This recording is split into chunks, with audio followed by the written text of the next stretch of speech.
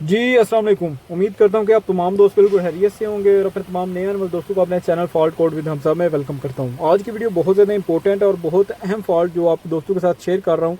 ये इंसान की पाथफाइंडर या एक्सटीरिया कह लें, ये पाथफाइंडर गाड़ी है 2013 मॉडल। गाड़ी में एक बहुत ज़्यादा इंपॉर्टेंट फॉल्ट है जो कि मैंने 2-3 सेंसर भी इसके चेंज किए हैं, लेकिन गाड़ी में मसला जूं का तूं है। इसमें दो कोड आ रहे हैं, P0011 और P0340, यानी केम सेंसर का और वीटेक सेंसर का बैंक 1 का कोड आ रहा है। 3 मरतबा मैंने इसके 3 सेंसर चेंज किए हैं, नए भी लगाए हैं, लेकिन गाड़ी में मसला ये है कि इसका RPM जो है वो 3000 से ऊपर नहीं जा रहा। और गाड़ी में मैंने लाइव डाटा ओपन किया हुआ है, लेकिन इसमें इनटेक वाल्व टाइमिंग ये मैंने ओपन की हुई है और इसमें नॉर्मल वैल्यू से ये इसकी टाइमिंग जो है बहुत ज़्यादा रिटायर है, यानी कि ये -8 से लेकर 56 के दरमियान होनी चाहिए इसकी वैल्यू। ये आप देख रहे हैं बैंक 1 की -18 है, 18 है इसकी वैल्यू। ये बहुत ज़्यादा जो है वो इसकी रिटायर है। तो इसमें कोड जो है वो आपको चेक करा देता हूँ। P0340 केम सेंसर बैंक 1 और P0011 intake valve timing bank 1 का कोड आ रहा है। तो देख रहे हैं ये गाड़ी 3000 से ऊपर RPM नहीं ले रही। गाड़ी की स्टार्टिंग बिल्कुल बराबर है, गाड़ी बिल्कुल ठीक खड़ी भी होती है, कोई गाड़ी में मिसफायर नहीं है, लेकिन जैसे 3000 से इसका RPM ऊपर नहीं जा रहा। तो इसके सेंसर चेंज करने के बाद जो चीज़ रह जाती है वो इसकी टाइमिंग है। तो टाइमिंग प्लेट में मैकेनिक ने ओपन की हुई है। तो आप देख रहे हैं कि उसकी राइट साइड पर इसके 3 जो पॉइंट्स है वो पीछे थे, और इस पे जो इसकी लेफ्ट साइड बैंक 2 का है उसमें भी इसका फ़र्क है। ये एक जो धंधा कह लें, उसमें एक जो चैन का एक जो चीज़ है, एक स्टेप है, वो पीछे है इसका। तो नीचे में बिल्कुल बराबर है, यानी इसकी स्टार्टिंग में इशू नहीं था, टाइमिंग की स्टार्टिंग में इशू नहीं था, लेकिन इसमें जो बैंक 1 की टाइमिंग है वो उसकी केम है, उसमें बहुत ज़्यादा डिफरेंट है। तो अब ये मैकेनिकों ने ओपन की हुई है और अब इसको एडजस्ट करेंगे। मेरे साथ ये मसला आ रहा था, मैंने इसको 2-3 मरतबा इसके सेंसर भी चेंज किए हैं, नए भी लगाए हैं, केम सेंसर और वीटेक सेंसर। ये बिल्कुल ऊपर लगा हुआ है, आप वीडियो में देख रहे होंगे। तो इसका मैंने वीटेक सेंसर भी चेंज किया और केम सेंसर भी चेंज किया, लेकिन फिर भी ये दो ही कोड जो हैं वो आ रहे थे और गाड़ी 3000 से ऊपर RPM नहीं ले रही थी। तो अब इसकी बाद में इसकी टाइमिंग रह जाती है। ये आप इसका चैन देख रहे हैं, टाइमिंग चैन जो आप वीडियो में नज़र आ रहा होगा, ये इसके जी जेनवन जो कि ओरिजिनल इसके आते हैं टाइमिंग के निशान मार्क, जो कि टाइमिंग मार्क हैं, वो आप देख रहे होंगे। और नीचे जो इसके नीचे कर साइड पर जो इसके चेन के ऊपर टाइमिंग का मार्क आता है वो भी आप देख रहे होंगे। तो अगर आपके साथ भी इशू आ रहा हो इस तरह का, तो आपने जो चीज़ें चेक करनी है उन चीज़ों में आपने पहले तो इसकी वायरिंग वगैरह और सेंसर चेक कर लेना है। तो ये देखें, ये बिल्कुल उसके ऊपर वीटेक सेंसर लगा हुआ है। आप इस मैकेनिक इसकी जो ये देखें, ये जितना मूव होगा इतनी टाइमिंग इसकी जो रिटायर थी, ये देखें, ये 3 से 4 पॉइंट जो इसकी टाइमिंग थी वो इसकी रिटायर हो चुकी थी।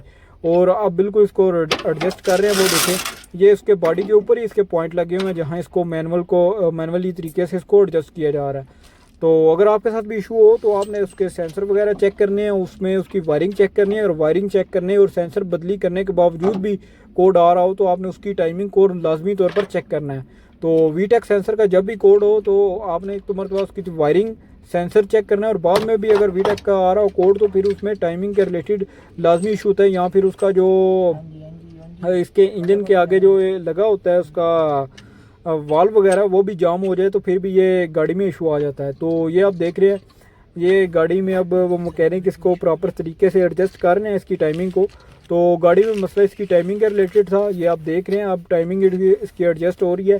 जैसे ये इसकी टाइमिंग वगैरह एडजस्ट होती है तो फिर आपको लाइव डाटा में इसकी तमाम तर चीज़ें आपको बताता हूँ कि गाड़ी पहले क्या मसला था और अब गाड़ी कैसी है। तो ये देखें, ये गाड़ी में जो इसकी ऊपर की साइड की टाइमिंग है वो भी उसके पॉइंट के ऊपर आनी चाहिए, और नीचे की साइड जो इसकी टाइमिंग है वो भी अब बिल्कुल इसके पॉइंट के ऊपर आनी चाहिए।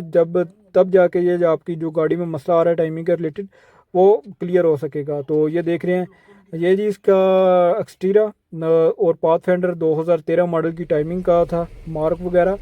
तो जी इसका टाइमिंग का क्लियर हो चुका है, मैकेनिक वगैरह ने क्लियर कर दिया। अब ये देख रहे हैं कि ECM में कोड वगैरह नहीं है, ये BCM में और SRS में कोड हैं, लेकिन ECM में हमारा कोई कोड नहीं आ रहा। ये आप देख रहे हैं ECM यानी इलेक्ट्रॉनिक कंट्रोल मॉड्यूल इंजन का जो ECM है उसमें कोई कोड नहीं है।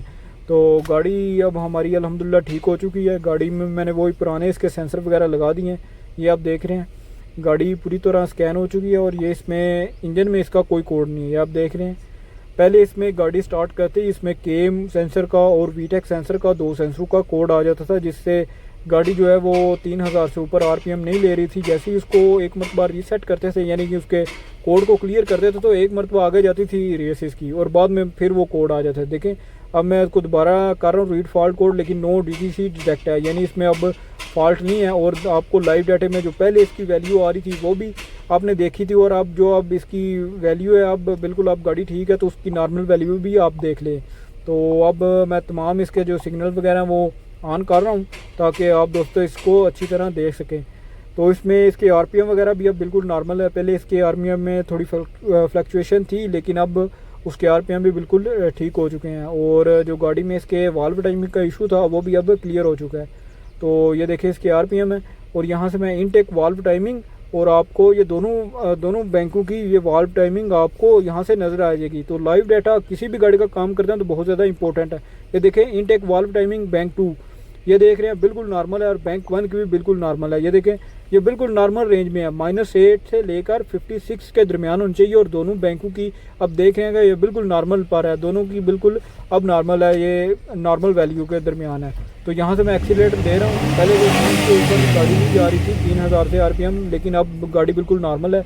और मैं इसकी रेस वगैरह अब दे रहा हूँ और गाड़ी बिल्कुल ओके है। आप देख रहे हैं गाड़ी के RPM जो ऊपर जा रहे हैं बिल्कुल अच्छे तरीके से, और गाड़ी में जो इसका फॉल्ट आ रहा था जो इसकी टाइमिंग यहाँ से शो हो रही थी वो भी बहुत ज़्यादा अब नॉर्मल हो चुकी है। और जब भी आपके साथ भी कोई इशू आए तो आपने उसका लाइव डाटा मुकम्मल तौर पर ओपन करें और चेक करें कि एक एक चीज़ को आप चेक करें कि गाड़ी में कोई चीज़ की वैल्यू जो नॉर्मल बताई गई है उससे कम या ज़्यादा तो नहीं है। तो देखें इस गाड़ी में मैंने इसके लाइव डाटा से इसका फॉल्ट जो है वो मुझे कंफर्म हुआ था कि इसके टाइमिंग में फ़ॉल्ट है।